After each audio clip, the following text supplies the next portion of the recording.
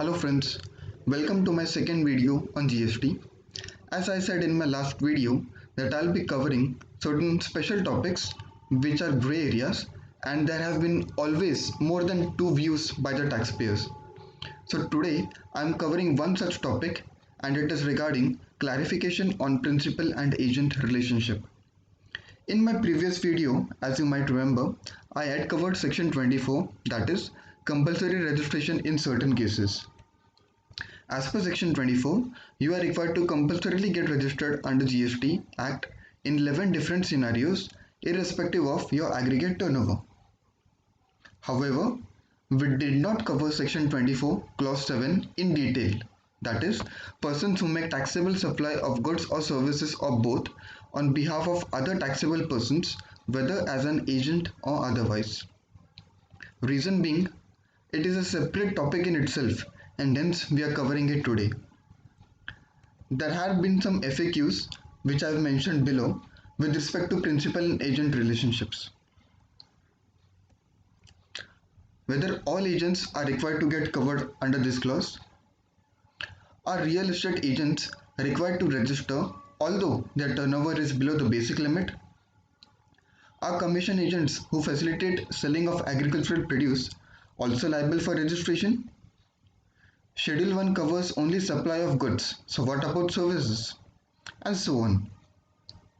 So let's find out answers to all the above questions and let's start today's topic with a simple definition. What is an agent? Agent is defined under section 2 clause 5 of the CGST Act as follows.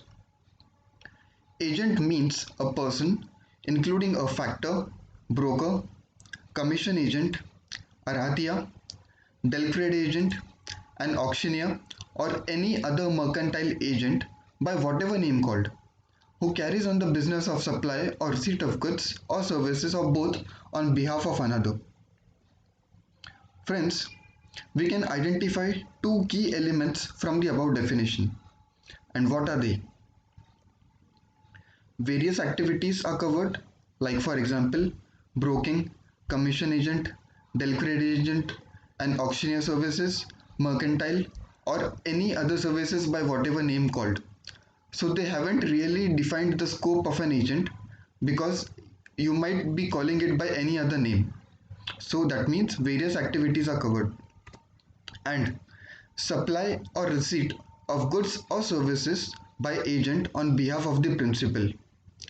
On behalf of the principal, it means only the agent is acting on behalf of the principal and it is not vice versa. The principal is not acting on behalf of the agent is acting on behalf of the principal.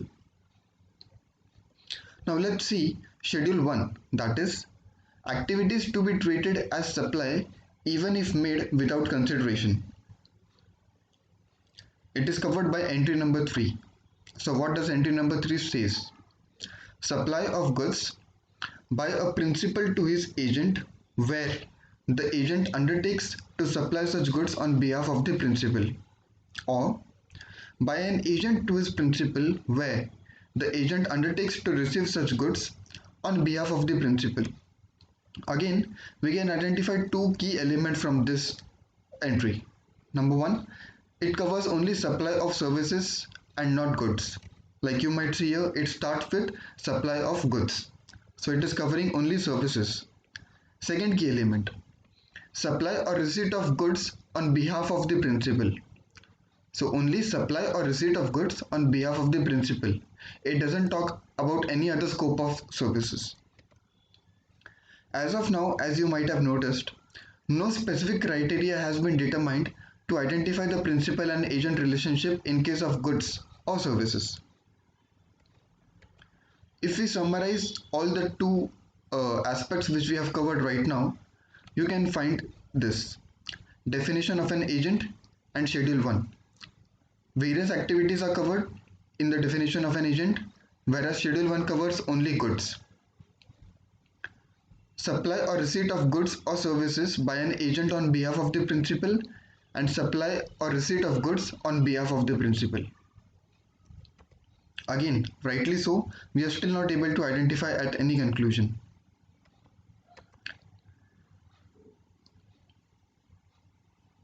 the GST department had issued a circular number 57/2018 on 4th of September 2018. So what does this circular say? It specifies some key ingredients for determining the principal and agent relationship. So what are the key ingredients? It has been defined by a question: whether invoice for further supply of goods on behalf of the principal is being issued by the agent or not. I'll repeat it once again. Invoice for further supply of goods on behalf of the principal is being issued by the agent or not. So what exactly do you mean by this? Let's study this with the help of some examples. Scenario number 1. There is a person, Mr. A, he is a buyer, and there is a seller, Mr. C.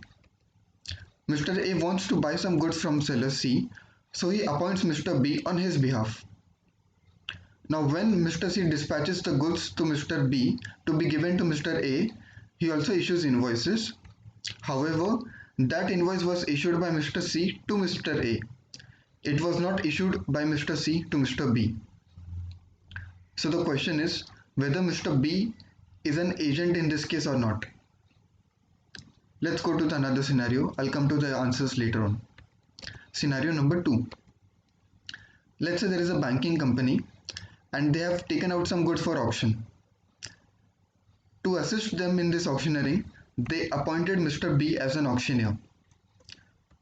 Mr. B identifies the highest bidder, Mr. C, and now he is liable for the goods for auction. However, the banking company issues invoice directly to Mr. C. As far as the invoicing is concerned, Mr. B is nowhere involved.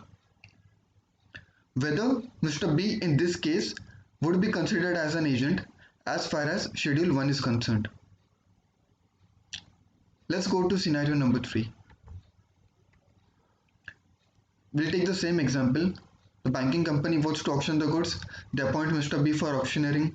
Mr. C is identified as the highest bidder. However, in this case, Mr. B issues invoice to Mr. C. Is there any difference between scenario number 2 and scenario number 3? Yes. In scenario number 2, banking company issued invoice directly in the name of Mr. C. That means the invoice was from the banking company to Mr. C. However, in scenario number 3, Mr. B, the auctioneer, directly issued invoice to Mr. C. Let's go to example number 4. Mr. A is a farmer. He has some agricultural produce. So he appoints Mr. B, a commission agent, to sell the agricultural produce on his behalf. They identify a buyer, Mr. C, and Mr. B, the commission agent, issues invoice to Mr. C. What if Mr. A issues invoice to Mr. C? In scenario number 1 and 2, Mr. B was not required to obtain the compulsory registration under section 24(7) because he was not an agent in either of the case. If we go to scenario number 2 and scenario number 1, in scenario number 1, as you might see, invoice was issued by Mr. C directly to Mr. A. Mr. B was nowhere involved as far as the invoicing was concerned. In scenario number 2, invoice was issued directly by the banking company to Mr. C. Hence, auctioneer was nowhere involved. That is why Mr. B in this case and the commission agent in the scenario number 1, both are not commission agents as far as Schedule 1 is concerned, and hence they are not liable to registration under section 24 clause 7. In scenario number 3, Mr. B is liable for compulsory registration. How is so? Because as you remember, in scenario number 2 and scenario number 3, the situation was the same. The only difference was in scenario number 2, the invoice was issued by the banking company directly to the auctioneer. However, in scenario number 3, Mr. B, the auctioneer, issued invoice to Mr. C, the seller, the buyer. And hence, Mr. B is issuing the invoice in his name to the buyer. That is why he is liable for compulsory registration. In scenario number 4, such commission agent services are exempted via notification number 12 2017 dated 24th of June. Hence, although commission agent issues invoices, they are not liable for registration under clause A of section 1 of section 23.